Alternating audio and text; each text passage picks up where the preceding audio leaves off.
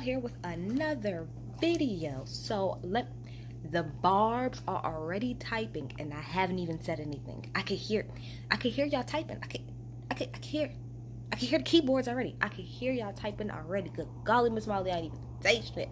Hey y'all, how y'all doing? I'm alright, I'm good. It's hot. Alright, let's get to the shit. So Nicki, as y'all know, she has Queen Radio. She's been doing it for about a little bit less than a year now. Actually, about a year, because her album's about to be a year in a little bit. She's been doing it. So let me say this before I get into everything I want to get into that happened. That's important. I have a love-hate relationship with Queen Radio. So when Queen Radio first started, like when I heard about it, I was like, yes, I'm actually here for it, because I mean, Nicki does interviews and stuff like that, but I was like, this is dope that it's coming from her, you know what I mean? Like, she'll be talking to us, she'll be telling us what she thought, da-da-da, but slowly, not even slowly, it didn't take very long for me to realize, so this ain't what I thought it was going to be. Queen Radio is pretty much Nicki's venting session. That's what Queen Radio was for. Queen Radio is for Nicki to vent all of her frustrations, get out her frustrations about who she mad at in the industry and stuff like that. That is literally what Queen Radio is for. Yeah, she has people on there every now and again that she like, but for the most part, Queen Radio is that bitch could tell everybody exactly how it is that she feels, which there's nothing wrong with that. You do whatever you want to do. But the reason why I started to not like Queen Radio too much is because I felt like it took away from the album in this sense. People weren't really focused on the album. People was worried about the drama and the dramatics and everything that you had to say every 2 seconds on Queen Radio, but people wasn't, I mean, yes, people listened to the album, but that wasn't the talking point. The talking point was not your album. The talking point was, oh, she done said some crazy shit on Queen Radio. Oh, to Freedom, or you on Cardi, or whatever. So that's why I did not like Queen Radio. I didn't like the way that she was using it. I would say that. But now she's back. This ain't her first episode being back, but I'm just saying she's back. I normally don't listen to Queen Radio like when it comes on. I usually wait till it's over and then I go through and, you know, whatever is important is what I listen to. So I got off for work today and I went on Twitter and I seen that her and Joe Budden was trending. So I was confused because I'm like, why the fuck? I know, like, in the sense of there's definitely been stuff that's happened between Joe and Nicki, but I didn't really get why. But anyway, I found the clip or whatever, I found on Twitter, I found the very short clip of them going back and forth, but then on YouTube, I was able to find like the extended interview between them. But before I go into the whole Joe thing, I want to talk about the situations with the Baps, because I didn't know this and it hurts my heart. Not that Nicki and Trina don't get along, but apparently Trina's team is a little upset with Nicki and they feel like she did not promote Baps as much as she could versus like the way she's doing Hot Girl Summer. I will say this, I said this in my Hot Girl Summer video, in the reaction video. To me, again, barbers, before y'all go crazy, this is my fucking opinion, because bitch, this is my page. I personally like Baps way fucking more than I do Hot Girl Summer. I feel like Nicki's verses and her contribution to that song, to Baps, was way better and it was way more needed than it was on Hot Girl Summer. That is my black ass opinion. I love her. I listen to Baps literally every single day since it's come out. That is my shit. Now my chain glow. Like, I love it. I just love it. It's the Barbie and the baddest Sagittarius bitches. Like, I love that song. Nicki's cadence, her flow on that song. I be playing with his butt. Why? Cause hoops is life. Okay, yes. I love her. I love her on that song. But I guess Trina's team feels like she has not pushed it as much. Okay. I'm gonna say this. I look at the situation 2 ways. Yes, I do agree that Nicki has not talked about Baps as much and she hasn't promoted it as much as she has Hot Girl Summer, but and I don't know why, but I'm gonna say this, it's not her job to. That's where the problem right there comes in. It's not her job to promote the song like all heavily, because it's not her song, it's Trina's song and she's featured on it, but it's really not her job to push the song. She did pick the beat and she did kind of help create the song itself. So I did, okay, so I went just now on Nicki's Instagram and I went back to see if she ever posted about it. She didn't post it on her actual page, but I swear I remember her posting about Baps in her story. But from the flip side, from Trina's people side, I can understand why they would kind of be feeling type of way, because it is coming off like, damn, you are really like doing a lot with this hot girl summer shit. Like, you're really doing a lot, but when it came to Baps, you're not giving it the same energy. But again, number one, it's not her job, and secondly, I feel like that's because I don't even feel like it was necessarily like Nicki. That was more so the fans. Like, the fans was really hyping up the whole hot girl summer shit. The fans is really the majority of the reason why Nicki is even on hot girl summer, because after they did that live, everybody wanted them to do a song together. So everybody was actually, people pretty much campaigned for these motherfuckers to do the song, and then when the song came out, of course, we go and support and stuff like that. So I think that has less to do with Nicki and more to do with the fact of like the fan base. Not that Trina don't have fans, but Trina's fan base is different than Meg's, and it's different than Nicki's. Like the people who are really hardcore fans of Nicki, they're not really listening to Trina, and let's just be real, they're not. Like, if not unless you're a certain age, I'm gonna say that. But as we all know, a lot of the barbs, not all of y'all, but a good majority of y'all barbs are little ass kids. So a lot of y'all don't even really know about Trina or really listen to her. Y'all only fuck with her because Nicki fucks with her, which y'all are weird as fuck for doing that, but that's nothing for another. But I really hope that they can get that together, because I would have liked to see a video for Baps, because again, I feel personally like Baps is one of Nicki's best features for this year. It's my favorite shit from her so far this year. I like Baps better than I fucking like Megatron. Like, I really like that song a lot. And on top of that, Nicki had Trina on Queen Radio. So I feel like she did what it was that she could do. Right? Okay, cool. Again, I feel like Trina and Nicki, they're cool. I feel like they can sit down and talk to each other and work that shit out. But once the teams and stuff get involved, it gets a little bit kind of crazy. But she also said, after saying that, I guess that after Meg, she will no longer be working with female rappers. I mean, I look at it like this. Number one, Nicki, you wasn't doing it anyway. I mean, let's be real. You was not doing it. You wasn't really working with females before this. So I don't really see, I'm talking female rappers. You wasn't really working with any before this anyway. So yeah, just keep going. To be quite honest, I don't look at it as a negative, because again, you wasn't doing it in the first fucking place. So you saying that you're not gonna be working with female rap? Like, I find that weird that you worked with 2 female rappers within the span of a few months, and now all of a sudden, and because people had a few things to say, oh, now I'm not just working with any anymore. Girl, that's fine, because again, you wasn't doing it in the first fucking place. So, oh the fuck well, who fucking cares? But I will also say this, Nicki. I don't think that, I personally don't think that that's fair, that because of the fact that people got some shit to say. That's the thing. Some people will always have something to say, Nicki. It does not matter what it is. And it's not even just Nicki. It boggles my mind that the barbs in particular think that all of this shit is just specific to Nicki, when that's not the case. It happens with any, hold on a second. Snow, stop. Sorry. Yelling my dog.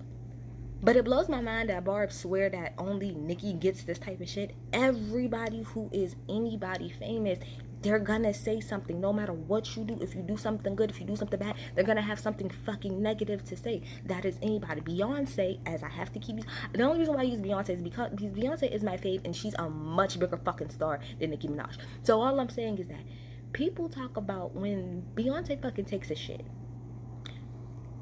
it will be a problem some way, somehow. She takes a picture with her daughter, it's a fucking issue. It does not matter. Anything that you do is going to always be an issue. So I feel like if your reasoning for not working with another female rapper is because everybody's going to have something to say regardless, then you saying I'm not going to do it means you don't want to do it anyway. So don't do it. Just don't fucking do it. I do agree with people in the past when they have said that you don't work with female rappers, because you don't. But I feel like this though. If she really doesn't want to, if Nicki really has not wanted to work with anybody else, I think that that's perfectly fine, because I would prefer her to just keep it real and be like, I'm not working with nobody else, versus to try to force something to happen. So girl, you don't want to work with any other female rappers, that's perfectly fucking fine by me, because I really don't even care to hear you with one, and you wasn't doing it anyway. So we're done on that fucking mute point. But so let's get into the whole thing between Nicki and Joe. So I started listening to Joe's podcast, I'm talking about consistently, when Everyday Struggle came out. So Everyday Struggle started I think back in 2017. I believe is when Everyday Struggle started. Everyday Struggle is Joe Budden, Nadeska, and DJ Academics. And I only started watching that show not because of Joe, but because of DJ Academics. I liked his YouTube channel. I thought it was dope. For the longest time, I did not like Joe. There's a lot of things about now I still don't like Joe. The last thing that Joe did that pissed me off was call my bitch Crystal outside of her name. I don't like that type of shit.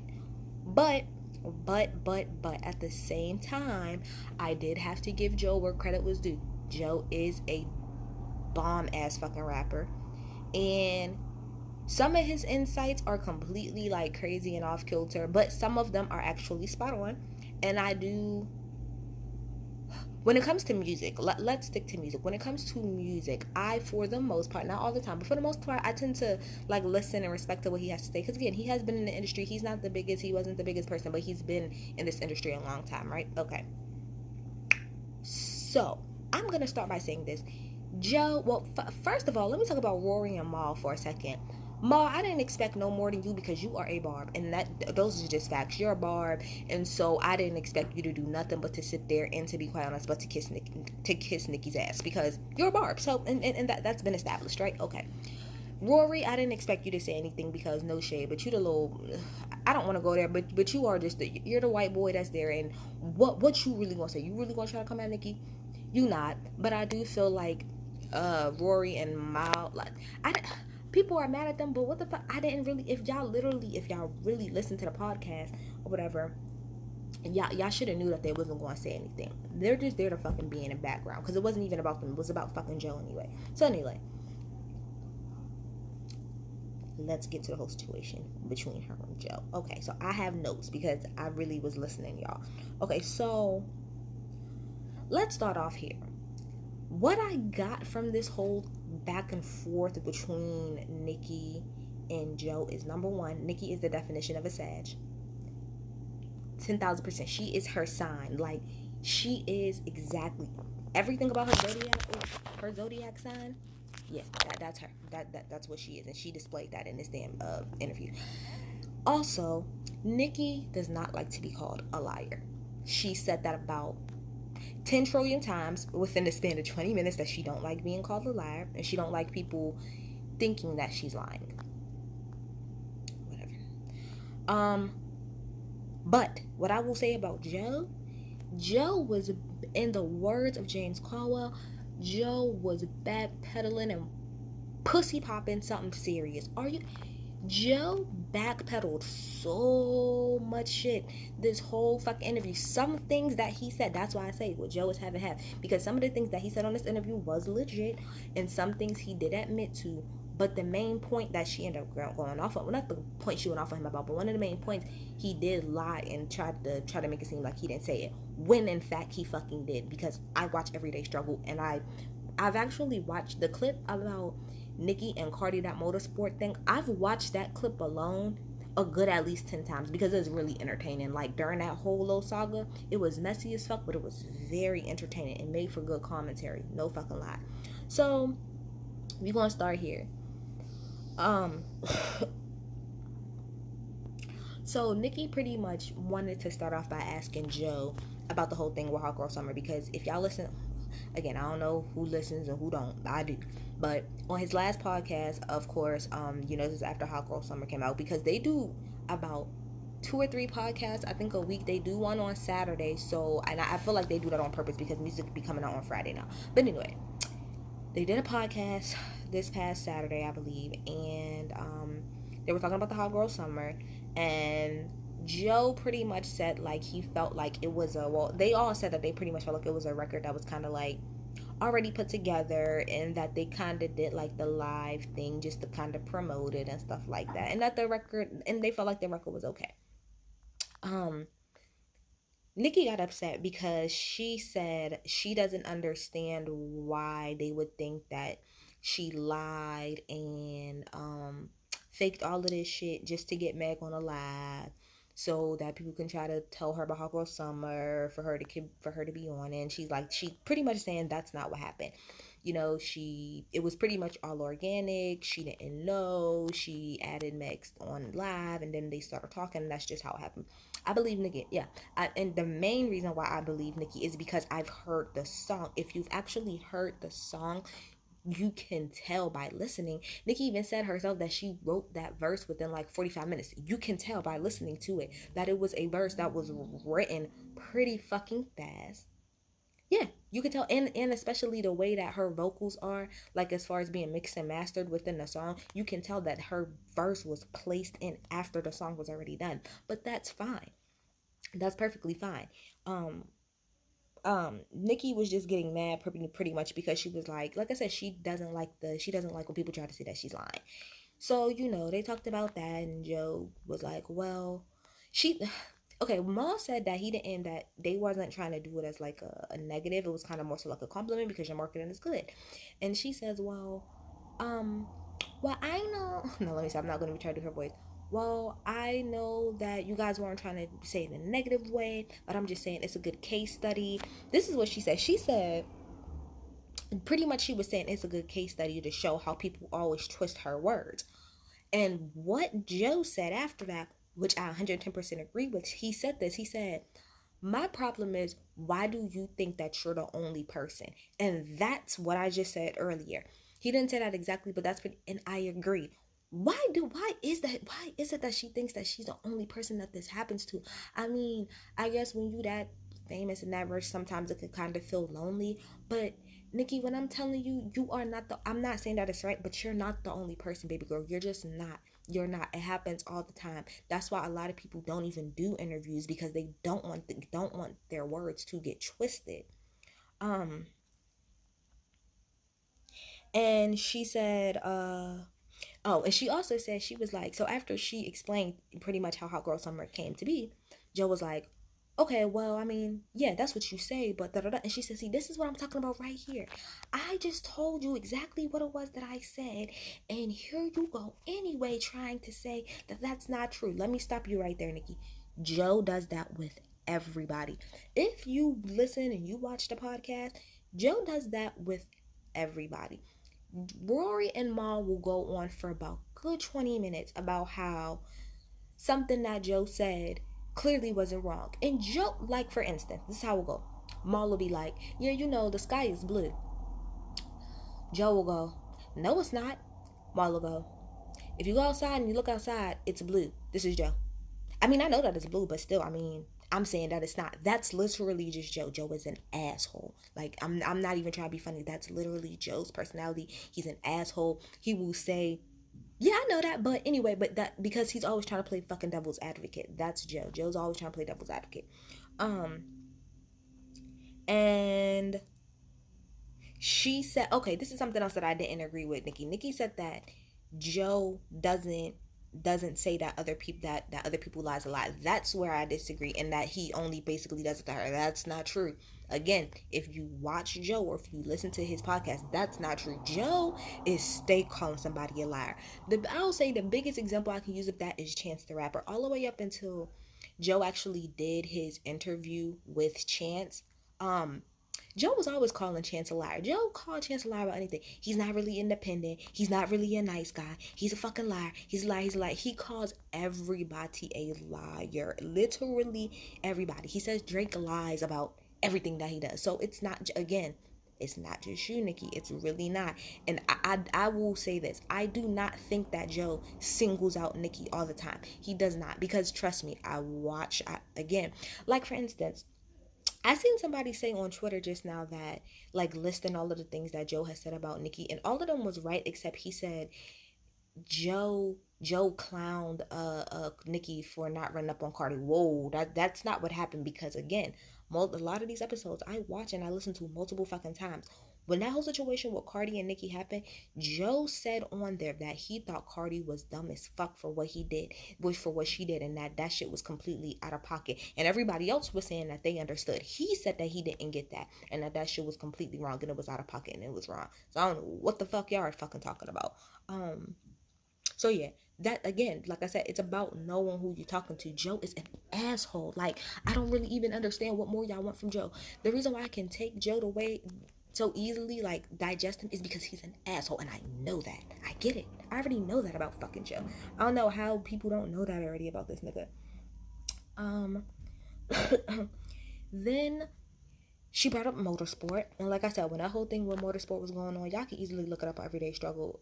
They was going back and forth. This is where Joe backpedaled like fuck, because Nicki brought up the fact that when the song first came out or whatever, that Joe and Axe sat on Everyday Struggle and said that Nicki is lying. Nicki did not know that Cardi was gonna be on a record, and she said, "How the fuck is that even possible?" Yes, the fuck I did. And Joe said, "No, no, no, no, no, no, no, no, no." Well, he didn't say no, no, no, no, no. He said, after going back and forth for a little bit, and he also said, what did he say to her? He said, because she was like, answer the fucking question, answer the fucking question. He's like, all right, Nicki, I'm not gonna do that because you like to paint people in a corner, you know, and sometimes you're missing the bigger point. I agree with that. Sometimes Nicki do miss the bigger point, not all the time, but sometimes she do. But she did. She was like, but she did ask him straight up and down, why did you say that? And he said at the end, he's like, honestly, Nicki, I don't even really remember saying that. That's where he had me fucked up. Joe, you said that. You did. You said it. You said it. You said it. You said it. You said it. You said it. You said it. And then y'all even came back and doubled down on what y'all said after I think she went on Twitter and cleared herself up. Y'all came back and y'all doubled down on what the fuck it is that she said. Um, I think. Also, because before he even got to that part, he asked Nicki. He said, "Well, was y'all not taking shots? Was y'all not taking shots at each other or whatever on a song?" And she said, "What the fuck are you talking about? That's not what I'm. That's not what I'm talking about. I'm talking about why did you say that I didn't, know that she was on the song?" I think maybe Joe was saying that because his point was gonna be, well, if y'all was taking shots at each other, right? Okay, so then why would you be okay with another bitch being on that song taking shots at you? I think maybe that's where he was trying to go with that point, but he never landed. So who the fuck knows? Um,